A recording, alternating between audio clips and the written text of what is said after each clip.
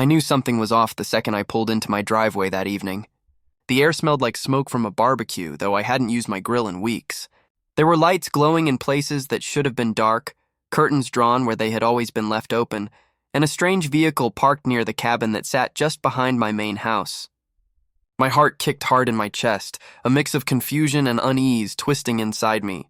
I'd been away for 3 weeks on a work assignment, looking forward to a quiet night alone, and instead I came home to what felt like someone else's life playing out on my property. That's when the nightmare began, the one that ended with HOA Karen calling the cops on me, only to have her entire scheme burn down around her. I should probably back up and explain. I live in a fairly small community tucked into the edge of the mountains, a place where people move when they want peace, quiet, and clean air. My property is larger than most, a few acres with a main house where I live, and a smaller cabin out back that I use for family visits or sometimes just a peaceful weekend alone. I built it myself, sweat and splinters and all, and it meant more to me than just a structure. It was proof of the hours of my life poured into wood, nails, and stubborn determination. The HOA here has always been a thorn in everyone's side, constantly nitpicking over lawns being an inch too tall or the shade of paint on someone's shutters. But none of their members could hold a candle to one woman, Karen. Middle-aged, sharp-tongued, and perpetually convinced that the rules didn't apply to her, she strutted around like the community was her personal kingdom. Everyone called her HOA Karen behind her back, but it wasn't entirely behind her back. She seemed to thrive on the reputation. Karen lived 2 streets over, but she had an eagle eye for other people's business. She'd already filed 3 complaints against me in the past, each more ridiculous than the last. Once, she claimed my car was parked too close to the curb, even though it was well within the community guidelines. Another time, she accused me of having unapproved flowers in my garden. And the last, the one that made me snap, was when she claimed my cabin, my private guest cabin, wasn't allowed on the property because secondary dwellings were against code. That one I fought hard, dragging every document, deed, and community rulebook to the HOA meetings until they had no choice but to admit she was wrong. I thought that would be the end of it, but Karen wasn't someone who gave up when she lost. No, Karen was the kind of person who doubled down, who looked for new ways to get under your skin. And apparently, while I was gone on my work trip, she found a way. When I parked that night and noticed the strange SUV by the cabin, I figured maybe a friend had come to visit and was waiting for me. But as I walked closer, I heard voices, laughing, talking, even a TV blasting from inside. My chest tightened. No one had permission to be in that cabin. I moved slowly, quiet on the gravel path until I reached the window. Peeking in, my stomach dropped. There, lounging on my furniture, eating my food, watching my TV, were Karen's family members.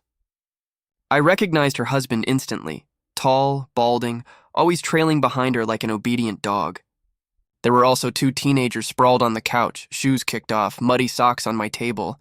It was my worst fear realized. They weren't just trespassing, they were living in my cabin. Shock hit first, then anger, and then a burning need for answers. I didn't storm in immediately. Instead, I pulled out my phone, recorded a bit of video through the window as proof, then called the non-emergency police line. But just as I was about to explain, headlights swept across my driveway. Another car was pulling in fast, Karen's car. She stepped out, arms crossed, her expression smug as though she had expected me.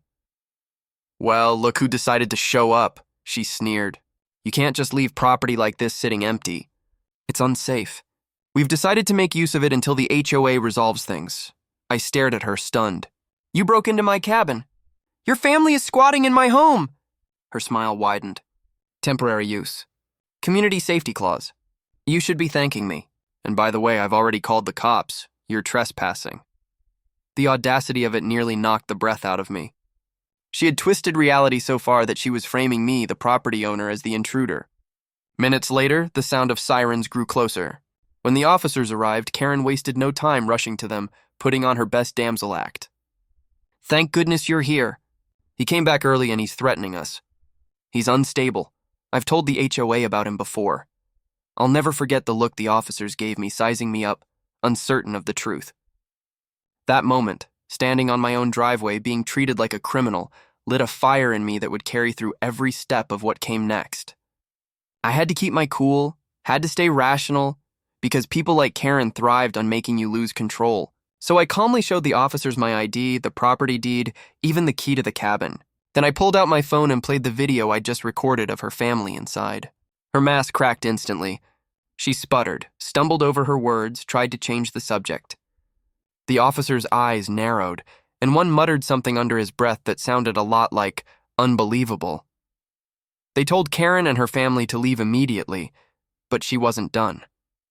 She screamed about unfair treatment, threatened to sue, insisted she had the HOA on her side. Her family filed out reluctantly, shooting me glares as though I was the one inconveniencing them. But they left, and that should have been enough. For most people, that would have been the end, not for me, and certainly not for Karen. Over the next week, she doubled down on her lies. I started receiving letters from the HOA, accusing me of code violations, improper use of property, and even harassment of community members. Clearly, Karen had rallied her little clique to target me. They underestimated me, though. They thought I'd be cowed into submission, that I'd just let it go to avoid conflict. But they didn't realize they had picked the wrong person. I wasn't just going to defend myself. I was going to expose them so thoroughly that they'd never recover their smug sense of power again. I began gathering every piece of evidence I could. Copies of the police report from that night, photos and video of Karen's family inside my cabin, screenshots of the text messages she'd accidentally sent to the wrong neighbor, bragging about finally getting control of that cabin. I dug into property records, HOA bylaws, and even consulted a lawyer friend of mine who confirmed what I suspected. What Karen and her family had done wasn't just trespassing, it was breaking and entering, theft of utilities, and potentially fraud if she had used HOA authority to justify it. The more I uncovered, the more resolute I became. I wasn't just fighting for myself anymore. I was fighting for every neighbor she'd bullied, every family she'd tormented with her fake rules and power plays. The breaking point came at the next HOA meeting. Karen strutted in like a queen, ready to berate me publicly. She had no idea what was coming. When she launched into her speech about my dangerous and unstable behavior, I waited. Then calmly, I asked the board if I could present my side. With the room watching, I laid out everything. I showed the video of her family in my cabin. I presented the police report. I displayed the text messages. I highlighted every bylaw she had violated, every lie she had told.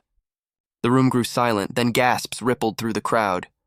For once, Karen had no words.